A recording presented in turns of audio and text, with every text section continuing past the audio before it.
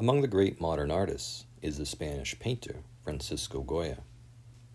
Living in Spain during the tumultuous 18th and 19th centuries, he witnessed the decline of his country as a world power, the loss of its colonial empire, its occupation by France, and its struggle with identity and purpose. In the prior golden age of Spain, the country had possessed a huge portion of the earth's landmass.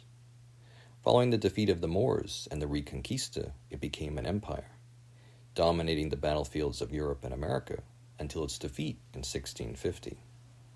Spain colonized the New World, spreading Christianity and the Spanish language, leaving a great legacy for itself culturally and linguistically.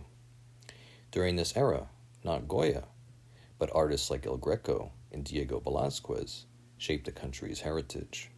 Not only did Spain's galleons control the world's oceans, but they transported American plunder and gold back to Europe, making the country prosperous. Patrons of the arts of Renaissance, Spain reached its apogee under the Habsburgs and under the leadership of Isabella, Charles V, and Philip II. In another video, we explored the decline of Spain, examining how the inbreeding of its royal family led to the country's downfall. After 1650, it became a subordinate power to France, yet continued to retain its overseas empire. Though the country continued to project power on the world stage, it failed to keep up with states like England, Holland, and France, economically and socially. One of the virtues of Spain lied in its pious culture, visible in the works of Goya. Having a long Crusader history, after centuries of war with Islam, the country developed a deep identification with Christian civilization. Though Spain declined as a world power, its subjects remained willing to weather this if it was God's will. After the War of the Spanish Succession, the Bourbon dynasty of France was installed as the new ruling house of Spain. On arriving, they presented the idea of reform and transformation. They accused the former dynasty of being self-indulgent, idle, and excessively delegatory. The Bourbons claimed they'd improve administration, promote trade, raise revenues, and modernize the army and education. During their reign, they tried to diminish the power of the Church and Inquisition in favor of a stronger state. Despite their promises, however, their efforts failed, and Spain remained backward relative to its peers. As Spain struggled to maintain relevance, internal conflict began to appear. The forces of tradition and reform, like those visible during Goya's life, came to blows in the Carlist Wars of the 1800s, and more infamously in the Spanish Civil War prior to World War II. During the age of Napoleon, Spain's monarchy attempted to steer a moderate course. Wanting to avoid conflict with France, Spain was one of the few traditionalist powers that allied with Napoleon, rather than oppose him in international coalitions. Spain stood by France during the Battle of Trafalgar, losing their own ships when the British triumphed at sea. Later, it allowed Napoleon to pass through Iberia to invade Portugal, a British ally. Yet Napoleon's discontent with Spain led him to betray his ally. Impatient and dissatisfied with the country's sluggish support for him, he turned his armies against the Spanish, overthrew their monarchy, and installed his brother Joseph as the King of Spain. Goya lived through these dramatic events. Similar to prior periods, Napoleonic Spain promised reform. Using France as a model, the French spurned God, religion, and church, promoting cults of reason and atheism instead. To the pious Spanish people, these values were intolerable. Not only that, after having been betrayed, the population felt a deep sense of resentment and grievance against France. While Napoleon was indomitable on the battlefield, the Spanish looked to an alternative way to resist. This is the origin of our term guerrilla warfare, or little war, something the Spanish practiced against Napoleon.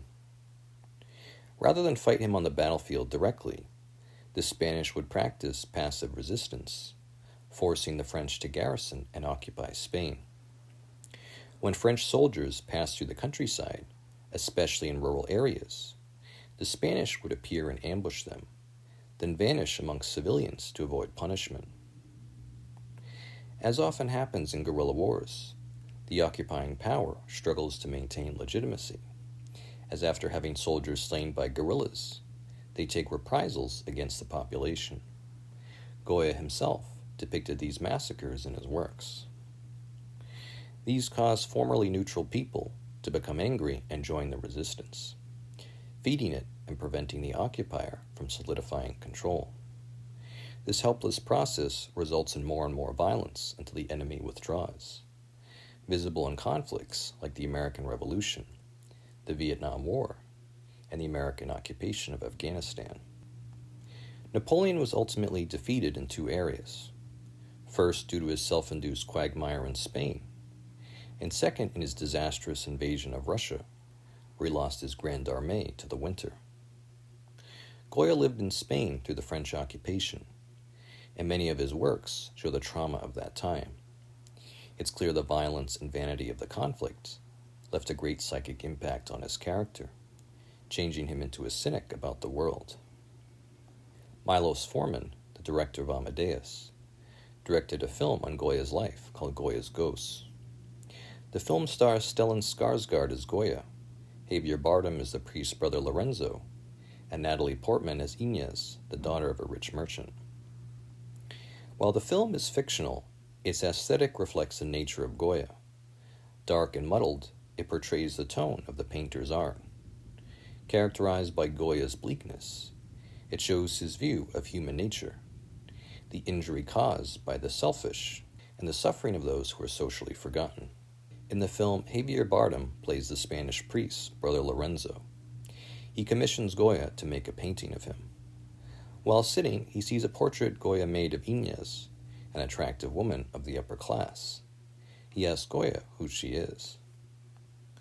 Inez is accused of practicing the Jewish religion in secret and finds herself before an inquisitorial court in Lorenzo.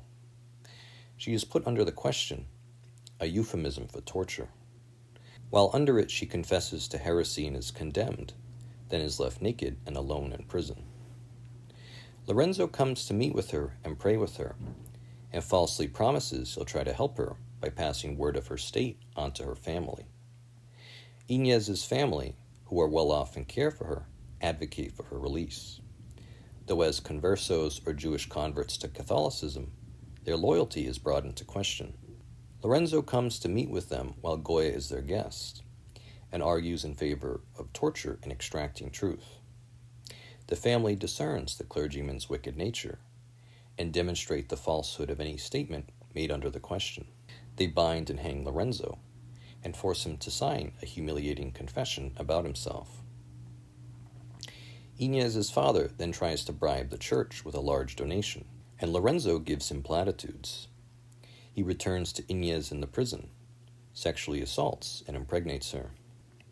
Condemned due to her confession, Inez spends the next 15 years in prison and mentally deteriorates, losing her memory, identity, and sanity. She gives birth to a daughter, Lorenzo's illegitimate child, who she tries to breastfeed until the infant is taken away. When the French army invades Spain and imposes the revolution on it, Lorenzo defects and becomes one of its leaders, even sentencing former brothers in the cloth to death. He proves not only a sexual predator, but a hypocrite interested only in power. In the old age of Spain, he had joined the clergy as a tool for social promotion. With the ability to reveal his true nature, and again feign principle, now under the virtues of the revolution, he joins the Spaniards who side with the French. In doing so, Lorenzo recalls historical figures in Spain who followed a similar path. With the invasion, Inez is released from prison, but on seeking out her family, finds that they've died. The only family she has left, she becomes obsessed with the child she had with Lorenzo. After Inez meets Goya, he discovers a woman named Alicia, who fits the description of her daughter. Now a young woman ignorant of her ancestry, she earns a living as a prostitute. Meanwhile, Inez goes to Lorenzo and seeks help from him, telling him she was a maiden when he assaulted her, and he was the only man she'd ever known. Embarrassed, Rather than help her, Lorenzo attempts to hide his crime and arranges for Inez to be banished to an insane asylum, recalling Goya's depiction of the lunatics in his works. Lorenzo then arranges a meeting with Alicia, offering to pay her passage to America, but she refuses. Discovering Inez's situation, Goya pays the asylum to release her and tries to reunite her with her daughter, though as he does, soldiers come to the tavern where she works to arrest the prostitutes. Inez wanders Spain and ends up adopting an infant, convinced in her madness it is a product of her affair with Lorenzo. Later, when the British invade Spain in the Peninsular War and the old monarchy is restored, Lorenzo finds himself on the opposite side of an inquisitorial tribunal. His old colleagues back in power, he's sentenced to death for treason, and his perfidy finally catches up with him. While being executed, Goya sketches him from the crowd, recalling a real image made by the painter. Alicia looks up at him with her new partner, a British officer, and Inez holds up an infant she deludedly thinks is their child. Showing the vanity of war and a regime changing then changing back, the film recalls works like Animal Farm, showing how the hard principles that organize a society are rigid and inflexible. The film shows the needless violence of the powerful and portrays the damaged, falsely imprisoned, and forgotten. Despite this, there is some moral redemption to the film, showing a glimmering of Goya's idealism and man's eventual effort to find integrity in the world. Like Caravaggio, the real Goya suffered from a litany of health issues. He became deaf, temporarily blind, and struggled with balance. He suffered a mental breakdown, had tinnitus or ringing ears, and later withdrew socially despite having worked as a court painter. It may be he suffered from cumulative lead poisoning, something we speculated on with Caravaggio, heavy metal exposure, palsy, or dementia. Goya had been friendly with King Charles IV, even making a family portrait for him, reminiscent of Velázquez. Under him, Goya occupied the highest position for a painter available in Spain, an artist for the royal court. Charles IV is remembered as an incapable ruler, though his reign was at least benign compared to the monarchs who came after him. When Napoleon's brother Joseph was installed as king, Goya may have initially been hopeful, thinking French rule might bring reform. During Joseph's regime, Goya walked a middle course, neither explicitly favoring the old regime or the invaders. Despite this, he came to associate Napoleonic Spain with massacres, death, and violence. One of his greatest paintings is the 3rd of May, 1808, showing a French reprisal against guerrillas during their occupation of Spain. The French soldiers stand in line with military discipline, their faces hidden. They fire on a crowd of Spaniards, some sorrowful and dolorous, some slain, with a central figure in white drawing the viewer's attention. This figure holds his arms up in a gesture similar to the cross, marking him out as a martyr, his white clothes symbolizing his innocence. His gesture may suggest he is a true innocent, not complicit in the revolt, slain anyway by the French. Beside him, a man tonsured like a monastic leans over and bares his fists, showing how even the clerical class stood in defiance of the French. When in exile, Charles IV's son Ferdinand promised a moderate course of reform and unity, an antidote to the previous years of turmoil. Once restored to power, however, he reneged on his promises and proved himself incapable, mendacious, and reactionary, one of Spain's worst kings in its history. Not only did Spain's colonial empire unravel during his reign, his misrule was so divisive, it paved the way for the Carlist Wars of the 19th century. In his later years, Goya withdrew to an estate outside Madrid, the property becoming known as the home of the deaf man. Painting on the walls of the house, ostensibly for himself, during this time, Goya produced some of his best paintings. Not intending them for public consumption, we can see them as meditations, works portraying Goya's true conclusions about the human condition. While someone hopeful might portray an idealism in their works, we can see Goya's grim perceptions of life painted on the walls of his house. Goya did not title the paintings, thus the names are a product of friends or later artists attempting to interpret them. Though the paintings have established interpretations, because the artists left them to us as only images, we're able to assess them on our own. The most iconic of the black paintings is Saturn devouring his children. Inspired by Greek mythology, the original creator god, Kronos, devoured Zeus and the Olympians after their birth. Though in the myth they're devoured whole, and as gods retain their form in their father's stomach, here Goya shows the diablerie and horror that comes from filicide. The painting recalls Ivan the Terrible murdering his son, portraying a similar theme of senseless violence against kin. It reflects on those who grow up under oppressive fathers. It explores how one is supposed to respond when the person who brought you into the world, who's supposed to be your protector and benefactor, tries to eat you or destroy you. The painting recalls the figure Ugolino from Dante's Inferno, one of the souls Dante meets in the lowest circle of hell, in the sphere of Antinora. Ugolino is a father who, when imprisoned in a tower to die by starvation, ate his own children to survive. He is thus banished in the afterlife to the bottom of the abyss, abiding in a lake formed by their tears. The water here is frozen solid by the continual beating of Satan's wings. In Goya's painting, Saturn's face is ghastly and terrible, adorned with two glassy, inhuman eyes. His victim is dehumanized, treated like a piece of matter to be devoured, his individuality erased.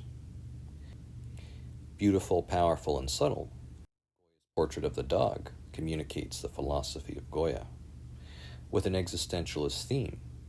In the painting, the dog represents good, faced up against the cosmos. In a meaning similar to Lovecraft, it represents positivity, confronted with silence, darkness, and the void, with a universe where God does not intervene to help us. Dogs are loyal, optimistic, and true, loving and devoted, becoming more dedicated to a human being than anyone else. In this way, the painting represents the human, the animal, the passible, confronted with the hardness of the void. The dog occupies a small space in the portrait, showing our finitude compared to the scale of the cosmos. The portrait portrays only its head, emphasizing its self-aware, conscious and an individual, but small, a being who suffers and experiences pain as real. Despite its simplicity, the dog is one of Goya's most profound works, showing the artist's conclusions about our place in the universe. In Two Men Speaking, an old man leans on a cane, counseled by another. Near the end of his life, the man on the left stands on a summit of decades of experience, wizened by the years.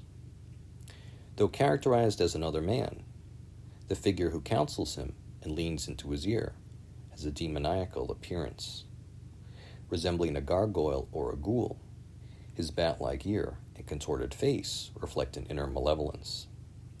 Acting as an advisor, he recalls the devil of European folklore who tries to mislead us.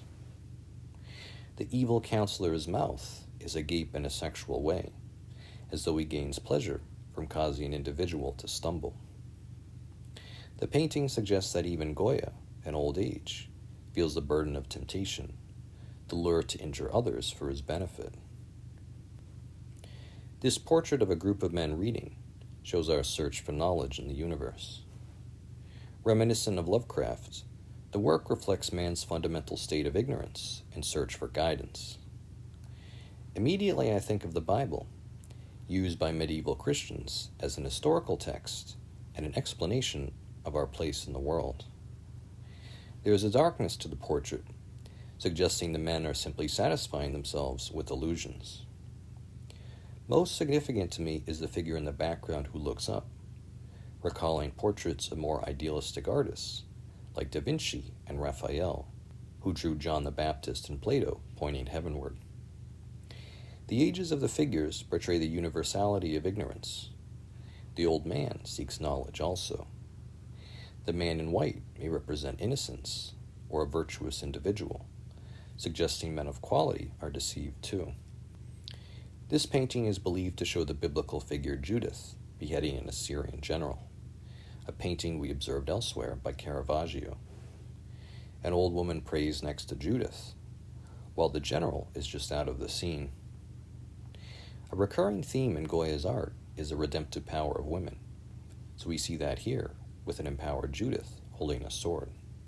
This painting may be a reference to the restoration of the Spanish monarchy under Ferdinand, a political protest work Goya made for himself.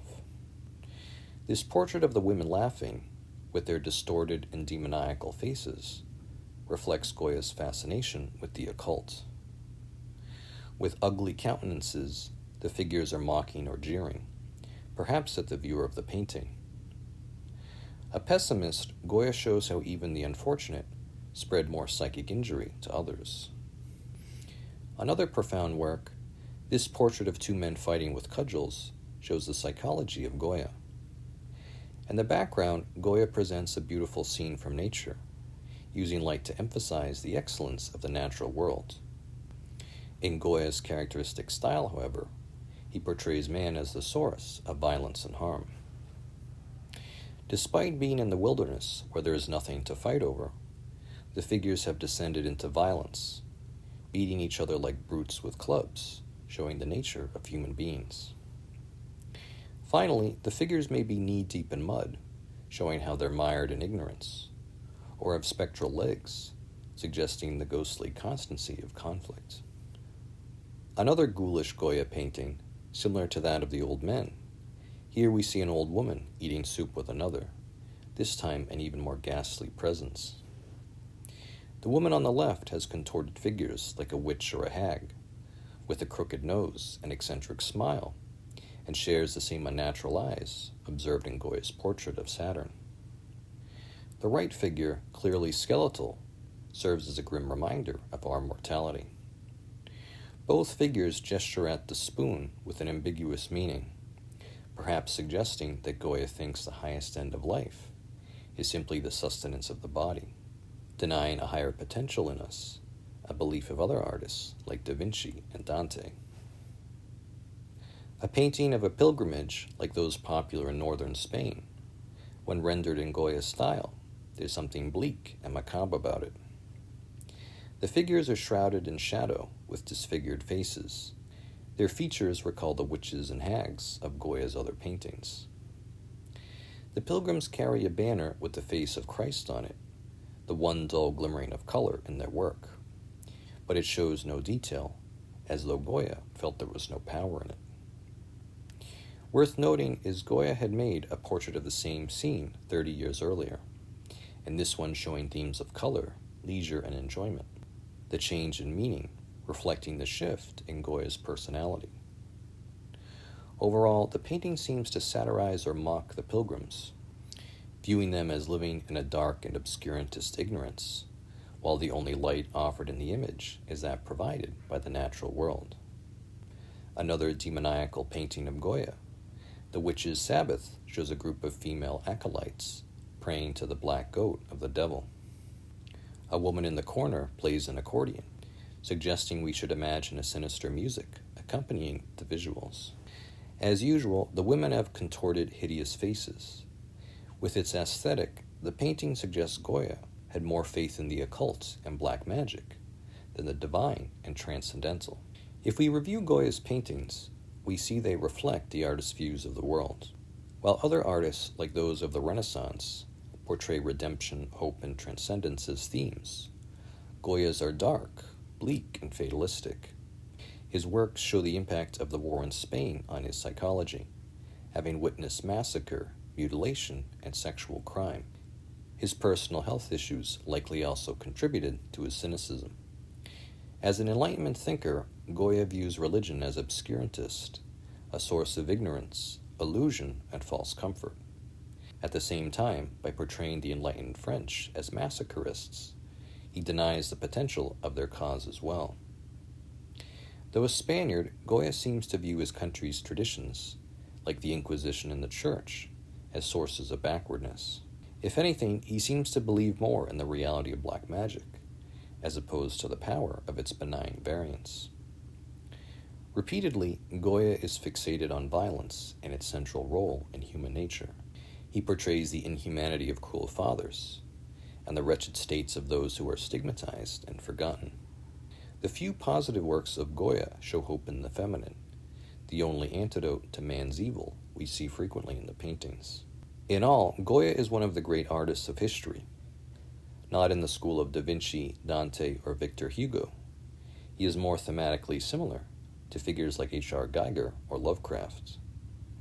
If you can see the soul of the artist in their work, Goya's spirit was possessed by the themes of ignorance, darkness, and dehumanizing violence.